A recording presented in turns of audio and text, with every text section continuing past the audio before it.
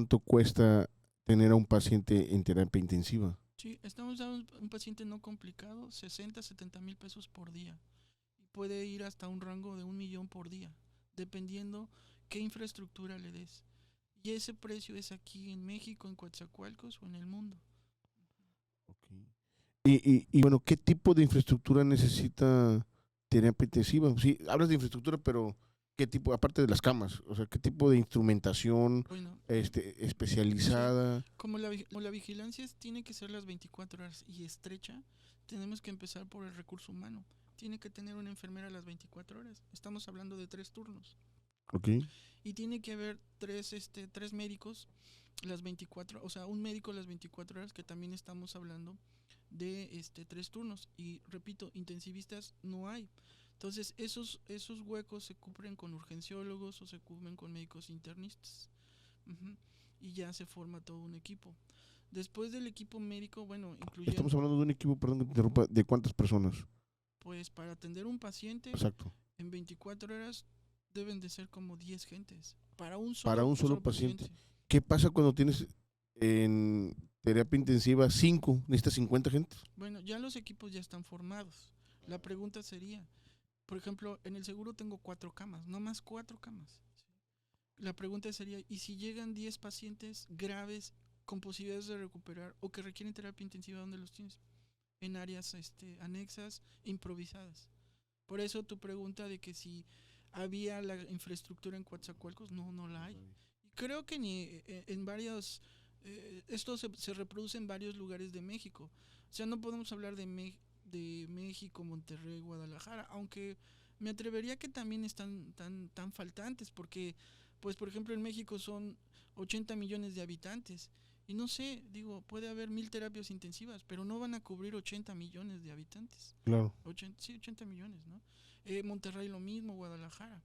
Y tampoco hay tantos intensivistas. Para que te des una idea, por año son como en 40 o 30 médicos intensivistas por año. Y eso se tienen que repartir en toda la ciudad. La mayoría de los médicos, la mayoría, se queda en las grandes ciudades. O sea, a ti no te imponen irte a un lugar. Tú te quedas donde tú quieras. En el caso mío, bueno, me ofrecieron y abdiqué, pero la mayoría, todo se centraliza. Ajá, o sea, los médicos intensivistas que salen por año, que son como 30, ¿sí? Normalmente se quedan en las grandes ciudades. Entonces los lugares lejanos, ¿sí? Pues no tienen médicos intensivistas. Ok, a ver, ¿qué es lo que tiene que aprender, o lo mínimo que tiene que aprender un médico intensivista? Porque escuché ahorita que hablaste del corazón, de la nutrición, o sea, de varias cosas, pero ¿cuáles son los conocimientos mínimos necesarios que debe tener un médico intensivista? Bueno, primero, médico, o Ah, sea, sí, sí, sí, ¿sí? claro. Y segundo, tener una primera especialidad. No puedes salir de médico general o médico cirujano y hacer una subespecialidad. Tienes que ser o anestesiólogo o médico internista o ahora urgenciólogo, ¿sí? Después de que hagas esa primera especialidad, ya puedes abdicar a una subespecialidad en terapia intensiva, Ujú. ¿sí? ¿Qué tiene que saber? Pues de todo, porque el paciente pues es renal, es diabético, es hipertenso, es cardiópata, es neurópata, es nefrópata y aparte está desnutrido y aparte sufre una quemadura y aparte ya hizo una sepsis, o sea, tiene que tener todo, o sea, cuando dije que para mí en lo particular es una de las especialidades más completas, no estoy exagerando. Tiene que saber de todo y todo lo tiene que saber bien. Sí, porque imagínate la responsabilidad que recae en un especialista como tú en el tema de, como tú dices, tiene que saber de todo, pero pues, la responsabilidad de decir si te equivocas en la toma de decisión. Y además de eso, yo quería preguntarte otra cosa. O sea, eh, ¿cómo describes el papel de un médico intensivista en un equipo multidisciplinario? Porque me imagino que hay un líder y ese líder pues tiene que ser el intensivista, ¿no? Bueno, de hecho es parte de lo que acabas de comentar. Sí. Eh, Bueno, la sí. terapia intensiva es un servicio multidisciplinario e interconsultante.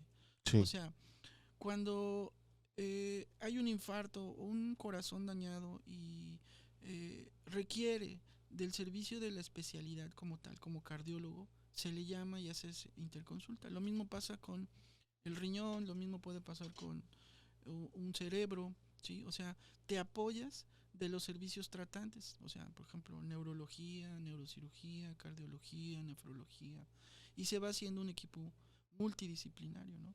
O sea, ¿quién es el líder? Bueno, pues lo va dirigiendo el intensivista, pero también se apoya, si lo requiere y si lo necesitamos, de los servicios en común. ¿Cómo manejan los egos entre especialistas? Porque al final del día está, yo lo visualizo así, el intensivista es como que lleva la batuta, ¿no? O tendría que llevar la batuta, pero en un equipo multidisciplinario hay cardiólogos, hay de todos. ¿Cómo se maneja esa parte? Ah, ¿lo hay primero? Digo, a lo mejor pregunto. Sí, pues sí existe, ¿Sí existe? definitivamente. O sea, desde el momento en que la medicina es subordinada, pues es porque arriba hay alguien que cree que sabe más, o sí lo sabe más que uno, ¿no? La cuestión es cómo manejarlo. Y sí, inclusive hay roces, o sea, a veces se discute el diagnóstico o la interpretación o la evaluación que hace un especialista y que no concuerda con lo que uno piensa como intensivista, ¿no? Uno no es el experto, llega el experto, pero no coinciden, entonces ahí hay como que un conflicto. Normalmente son cosas que existen, pero no son cosas que puedan en un momento repercutir en la evolución del paciente. ¿Por qué? Porque a final de cuentas no es importante el intensivista, ni tampoco es el cardiólogo, el nefrólogo o el médico interconsultante. Lo más importante es el paciente y de ello su evolución y su recuperación. Entonces, si él puede aportar algo que sea diferente a lo que uno piensa, pero está bien, se va a hacer. Si vemos que es algo que va en contra de lo que estamos haciendo, ¿sí? Pues no se hace y ya. Te pregunto porque la otra vez que estábamos tomando un café, dije, a ver, ¿qué tan real es el tema este de, yo veo a Grace, gracias a mi mujer que yo veo Grace y otras series de médicas, y entonces hay un equipo especializado y cuando a veces no están de acuerdo, por eso te preguntaba el tema del ego, cómo lo manejaban. Eso viene la pregunta porque yo veo la serie de Grace, te comentaba la otra vez, ¿no? ¿Qué tan real es lo que se ve en la pantalla y lo que pasa en el hospital, en la vida real? Algo, por ejemplo, en particular, no sé, algo que a veces cuando se dan informes y los pacientes, y es muy común, la mayoría, expresan asombro o incredulidad es la palabra. Ujú. Mi palabra le digo, señor, esto no es una comedia, ¿no? O, señor, esto no es una comedia, ¿no? O no una novela. O sea, la posibilidad de que pueda fallecer su paciente es muy alta. Y eso me ha ayudado para que el paciente tiene que saber su diagnóstico y la verdad. Y el familiar lo mismo. ¿Cómo lo va a interpretar? Pues algunas gentes pues sí se pueden sentir ofendidos.